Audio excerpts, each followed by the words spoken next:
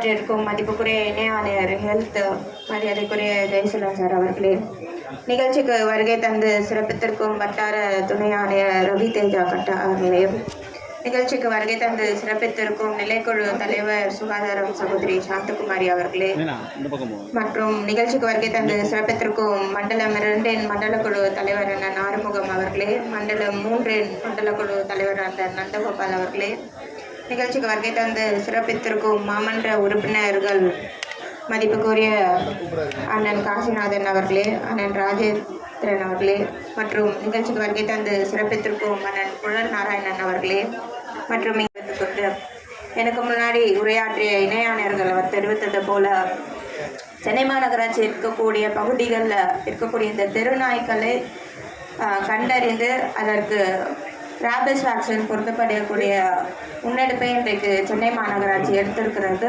தொடர்ந்து மாநகராட்சி முழுவதுமே பொதுமக்களிடையும் சரி, மாமன்ற உறுப்பினர்களிடையும் சரி, தெருநாய்க்களின் பிரச்சனை மிக அதிகமாக இருக்கிறது அப்படின்றதை குறிப்பிட்டிருந்தார்கள்.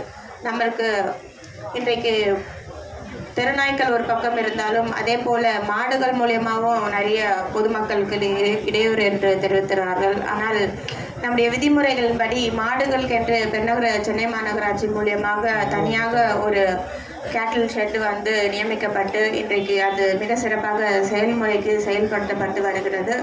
ஆனால் நாய்களை பொறுத்த வரைக்கும் நம்மளுக்கு சட்ட விதிகள் முறை இந்த மாதிரி தெருநாய்களை எந்த ஒரு பகுதிகளிலும் தனியாக எடுத்துகிட்டு போய் வைக்கக்கூடாது அப்படின்ற விதிமுறையில் இருக்கிறதுனால இன்றைக்கு மாநகராட்சி சார்பாக இந்த வேக்சின் போடப்படும் சூழலை ஏற்படுத்தியிருக்கிறோம். இன்றைக்கு கடந்த 2024ஆம் ஆண்டு வேர்ல்டு வைட் வெட்டினரி சர்வீஸ் மூலியமாக மாநகராட்சி இருக்கக்கூடிய பகுதிகளில் எத்தனை தெருநாய்க்கள் இருக்கிறது அப்படின்ற ஒரு கணக்கெடுப்பை எடுத்திருந்தோம். இந்த கணக்கெடுப்பே கிட்டத்தட்ட 4 வருடங்களுக்கு பிறகு தான் எடுத்தப்பட்ட கணக்கெடு.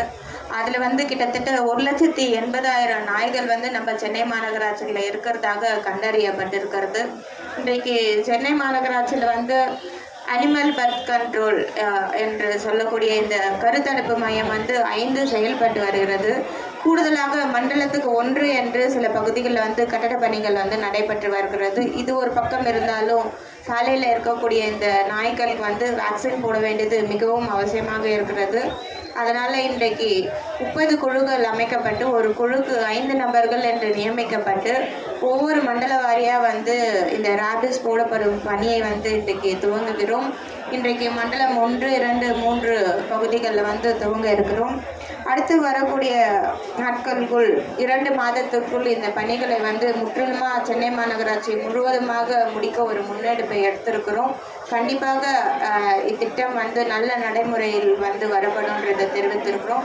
அதே போல் வீட்டில் வளர்க்கக்கூடிய செல்ல பிராணிகளுக்குமே மாநகராட்சி சார்பாக ஆன்லைனில் ரெஜிஸ்டர் பண்ண தெரிவித்திருக்கிறோம். ஸோ வீட்டில் வளர்க்கக்கூடிய செல்ல பிராணிகளுக்கும் நல்ல முறையில் வேக்சின் போடப்படுதா, அது எந்த சூழலில் இருக்குது, என்ன ஏஜ் கேட்டரில் இருக்குது, எந்த இடத்துல அதற்கு தொடர்ந்து ட்ரீட்மெண்ட் பண்ணுறாங்க அப்படின்றது மாநகராட்சி சார்பாக மானிட்டர் பண்ணவும் ஆன்லைனில் நம்ம ரெஜிஸ்டர் பண்ணுமாறு தெரிவித்திருக்கிறோம். இன்றைக்கு நிகழ்ச்சிக்கு வருகை தந்து இந்த சிறப்புமிக்க நிகழ்ச்சியில் சிறப்பித்த அனைவருக்கும் என்னுடைய நன்றியை தெரிவிக்கிறேன்.